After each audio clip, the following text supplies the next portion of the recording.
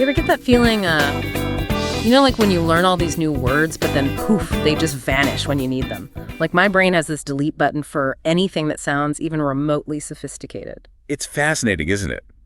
The thing is, it's not that they're deleted. It's more about how our brains actually make memories stick. That makes sense. So we're diving into ways to actually make those words stick.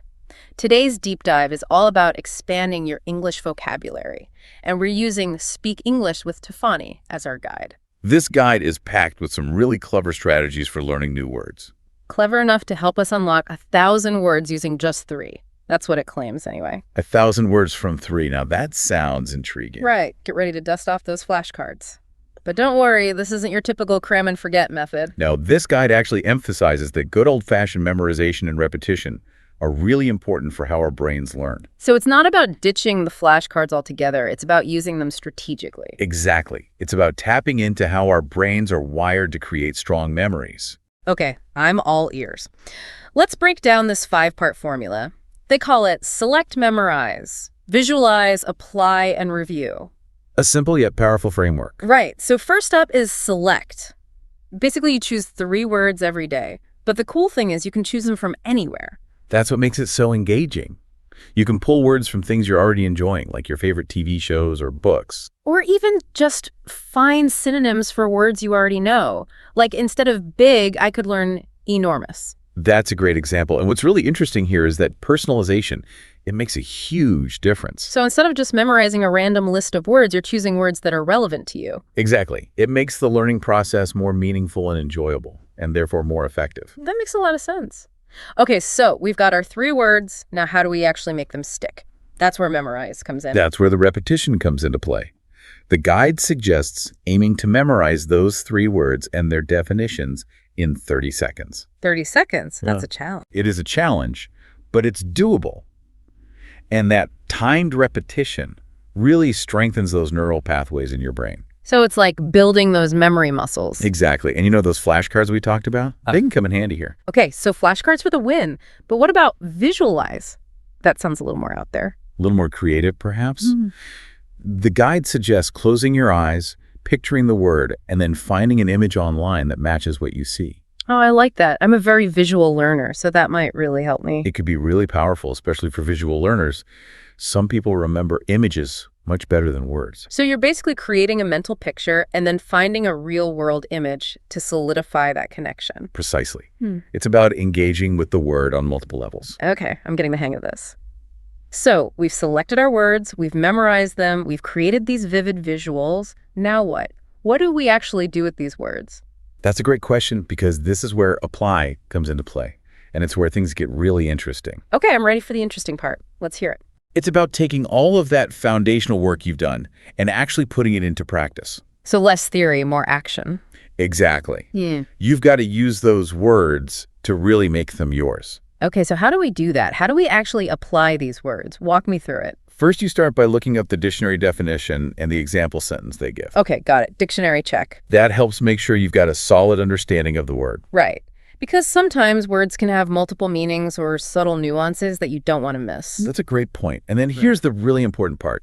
You create your own sentence using the word. Okay, but there's a catch, isn't there? It can't just be any sentence. You got it. It has to be a personal sentence. Yeah. Related to your own life, your own experiences. Okay. So like with enormous, the dictionary might give the example, the elephant was enormous. But to make it personal, I could say, my university campus is enormous. Perfect. See how that makes it more relatable? Definitely. It's not just a definition anymore. It's connected to a real experience. And that's what helps make it stick. You're not just passively understanding the word, you're actively using it, making it your own. I like that. So it's like taking a car for a test drive. Yeah. You wouldn't just buy it without trying it out first, right? Exactly. You got to get behind the wheel and see how it handles. And speaking of testing, that brings us to the final step, review. This is where that 16-day cycle we mentioned earlier comes into play. This is where spaced repetition and active recall become your secret weapons. It's all about revisiting the material strategically over time. So no more cramming everything in the night before a test? No, this is about working with your brain's natural learning rhythms. Okay, so walk me through this review process. What exactly are we doing on day 16? On day 16, you set a 5-minute timer and review all 42 words you've learned. 42 words. Wow, that sounds like a lot. It is. But don't worry, you'll be surprised by how many you actually remember. Really? I'm skeptical but hopeful. It's because of those spaced repetitions and the active recall you've been doing throughout the 16 days. You've been training your brain to hold on to those words. So it's like a mental workout. Exactly.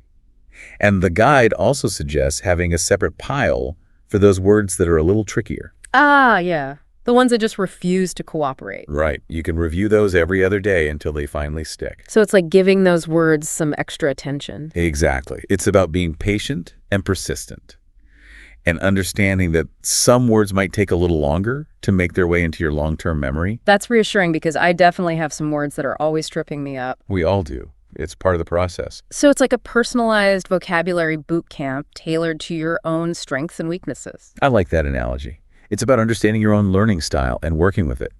Well, I'm starting to see why this method claims you can learn 1,000 words from just 3. It's about working smarter, not harder. And it's about understanding how our brains are wired to learn most effectively. This is seriously blowing my mind. It's like I've stumbled upon this secret code to unlocking my brain's full potential. That's a great way to put it. And the best part is this guide we've been discussing is completely free. No way! Seriously, so there's no excuse not to try it. Exactly. It's a fantastic resource for anyone who wants to expand their vocabulary and really boost their English fluency. I am so ready to give this 1,000-word plan a try. And I love that it's free. It's a game changer. It really is. And it's not just about expanding your vocabulary. It's about expanding your mind, which is an incredible journey to embark on. That's beautifully said. It's about becoming a more confident and articulate communicator and unlocking new possibilities in your life. I love that. And it all starts with just 3 words a day. That's the beauty of it. Small, consistent steps can lead to big results. I am so on board with that. Yeah. So for all of you listening out there, if you're ready to supercharge your English vocabulary, definitely check out Speak English with Tiffany's free guide. You can find it at speakenglishwithtiffany.com for our father's 1,000 vocabulary words. Easy enough to remember, and trust me, it's worth checking out. You might just discover a whole new way of learning. And here's a final thought for you to ponder as we wrap up this part of our deep dive. Consider how this 16-day cycle could be applied to learning other things. Ooh, I like that. So not just for vocabulary. Exactly. What 3 key ideas, facts, or skills could you commit to mastering this week using this technique? Think about it. That's a great question to leave our listeners with. What 3 things will you master this week? Let us know. And thanks for joining us on this deep dive into the world of vocabulary and learning. We'll catch you next time for another adventure in knowledge. See you then. Okay, so we spent the first part talking about how to select our words, memorize them, and even create visuals to help them stick. But now the big question is, how do we actually start using these words in real life? Like, how do we take them from the flashcards to actual conversations? That's where this supply step comes in. And it's honestly where things start to get really fun. Fun. Okay, you've got my attention. Now I'm really intrigued. Because it's about taking all that groundwork, you've laid all that memorization, and actually putting it into practice. It's about making those words your own. So it's like the difference between reading about how to bake a cake and actually getting your hands dirty in the kitchen. Exactly. You can read all the recipes you want, but until you actually start mixing and measuring and baking, you're not really a baker. Okay, so I'm ready to get my hands dirty and bake some vocabulary cakes. How do we actually apply these words? Well, the guide lays out a pretty clear process, and it starts with good old-fashioned dictionary work. Oh no, back to the dictionary. I thought we were done with that. Not quite. But it's not about just passively reading definitions this time. It's about using the dictionary as a tool to really understand the nuances of each word. Okay, that makes sense. I guess sometimes words can have multiple meanings or be used in slightly different ways. Exactly. So you start by looking up the definition of the word, and then you pay close attention to the example sentence they provide. So like with enormous, the dictionary might give an example like, the elephant was enormous. Right. And that gives you a basic understanding of how the word is used in context. Okay, got it. Basic sentence structure down. But then what? How do we make it personal? That's where the real magic happens. You take that basic sentence structure and you create your own sentence using the word. But there is a twist, isn't there? It can't just be any sentence. You're catching on. It has to be a sentence that relates to your life, your own experiences. So instead of just, the elephant was enormous, I could say the pile of laundry on my floor is enormous and it's starting to smell. Perfect. Do you see how that makes it more relatable? Definitely. Now it's not just a random word in a dictionary. It's connected to my life. My struggles. And that connection, that personal relevance, is what helps make it stick. You're not just learning a word.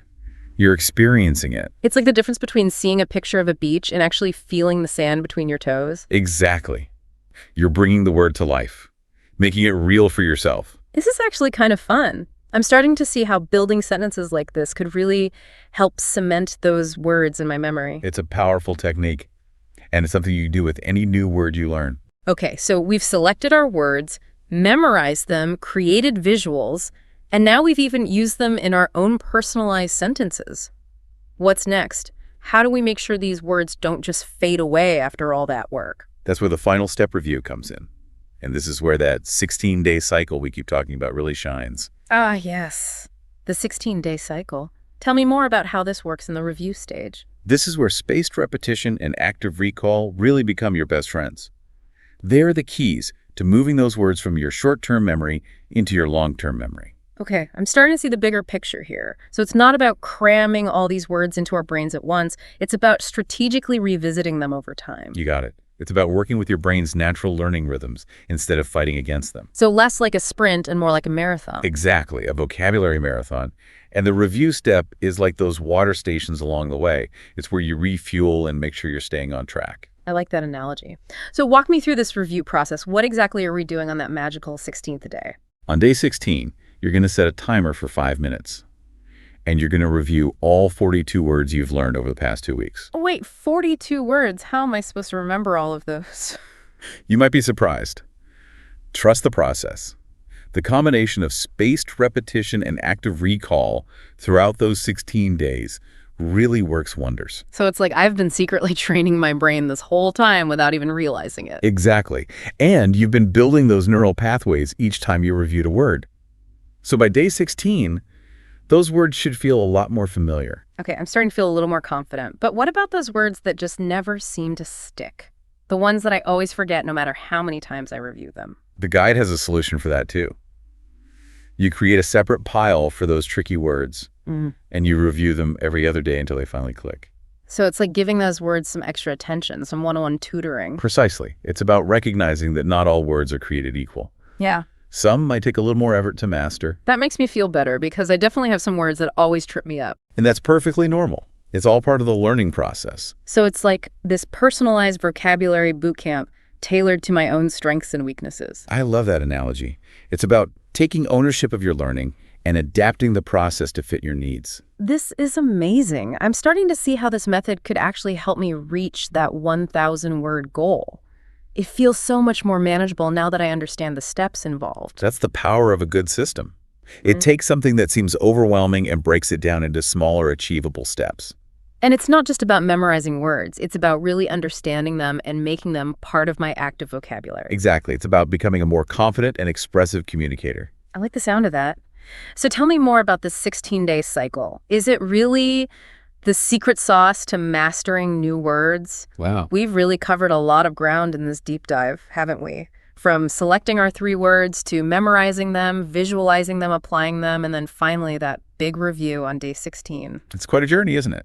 And it all starts with just those 3 little words. I know, it's kind of mind-blowing when you think about it. Like, who would have thought that such a simple approach could potentially unlock 1,000 new words? It's a testament to the power of consistency and working with your brain's natural learning processes. And what I really love about this method is that it feels so adaptable. Like I can see myself using this not just for vocabulary, but for all sorts of things I want to learn. Absolutely. That's one of the most exciting things about this deep dive.